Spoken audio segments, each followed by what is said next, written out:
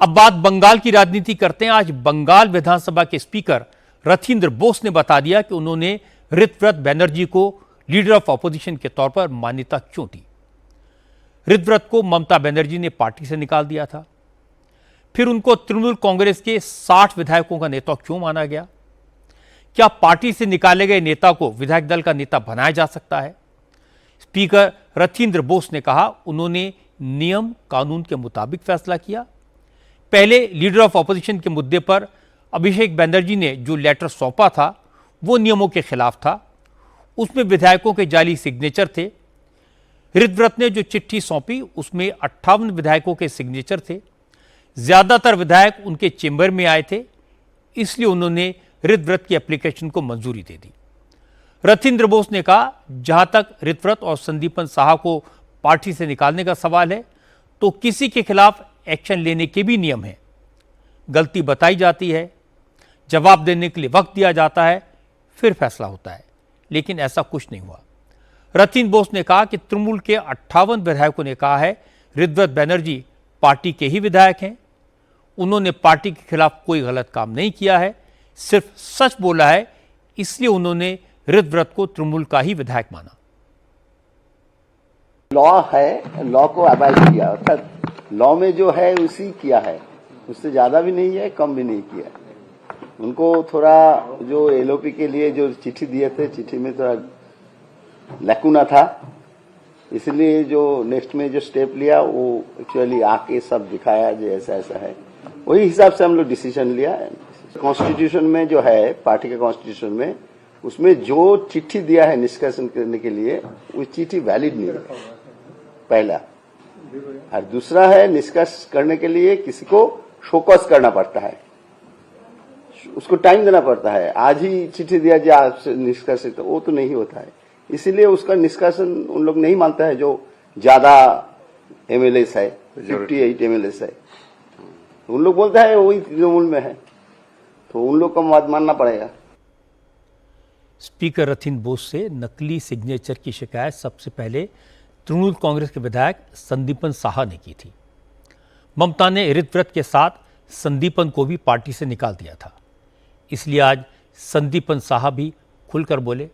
संदीपन ने कहा कि तृणमूल कांग्रेस के नेता अभिषेक बनर्जी की तानाशाही से तंग आ चुके थे। सीनियर लीडर्स को अभिषेक बनर्जी के सामने झुककर सलाम करना पड़ता था। ऐसे हालात कब तक झेलते, इसीलिए अलग रास्ता अपनाना पड़ा। दल जब हार गया, उसके बाद जब हम लोग मीटिंग में गए थे, वहां पे सारे एमएलएस को बोला गया था कि अभिषेक के बारे में कोई कुछ नहीं बोल सकता है, वो बहुत अच्छा काम किया, सब खड़े होकर उसको स्टैंडिंग ओवेशन दो। जो एमएलए तब से है, जब अभिषेक बनर्जी शायद स्कूल में पढ़ते थे, उनको खड़े होकर स्टैंडिंग ओवेशन देना पड़ा। कहीं ना कहीं तो मन में लगेगा, कहीं ना कहीं तो कुछ तो इसका रिएक्शन होगा। अभी भी अगर दल यही सोचते हैं कि हम ही लोग सब कुछ है, किसी से कोई डिस्कशन नहीं करना है, किसी का कोई ओपिनियन नहीं लेना है, हम लोग डिसाइड करके आप लोग को बोल देंगे और आप लोग को वही राह में चलना पड़ेगा, ऐसे होते हुए आया है। आज जब मौका मिल रहा है कि इसको नकारने का, लोग नकार रहे हैं। संदीपन साहा ने कहा अभी तो 60 विधायकों ने अभिषेक बनर्जी के खिलाफ आवाज उठाई है, आने वाले दिनों में और भी नेता उनके साथ आएंगे। लेकिन तृणमूल कांग्रेस के पूर्व प्रवक्ता रिजू दत्ता ने कहा अभी तो सिर्फ विधायकों ने बगावत की है, कम से कम 20 सांसद तृणमूल का कांग्रेस का साथ छोड़ने के लिए तैयार हैं। धुरंधर पार्ट 1 है बंगाल विधानसभा, धुरंधर पार्ट 2 है देश का संसद। क्योंकि जो हालत है, इस हालत में तृणमूल कांग्रेस में कोई रहना नहीं चाह रहा है। क्योंकि जो भी तृणमूल के सांसद हो, विधायक हो या प्रवक्ता हो या लीडर्स हो, इनके साथ जो बेइज्जती किया गया, इनके साथ इनको जो अपमान किया गया, इनके साथ जो थ्रेट कल्चर चलाया गया, जैसे धमकाया गया, चमकाया गया, जैसे भय का पूरा माहौल था, उसमें कोई नहीं रहना चाहता, कोई नहीं। मेरे पास तो इतना भी खबर है कि 20 सांसद एप्लीकेशन फॉर्म डाल चुके हैं बीजेपी के दफ्तर में, पर बीजेपी ले नहीं रही है।